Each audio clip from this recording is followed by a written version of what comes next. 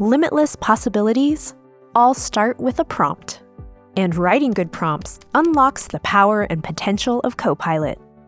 So, what's a good one? Let's start here. Remember, prompts are like instructions you give Copilot. And Copilot can give you an answer with this prompt, but let's provide a clear goal and make it specific. Okay, next, we'll give some context, like who the speech is for, or the tone you might want. This is looking a lot better already.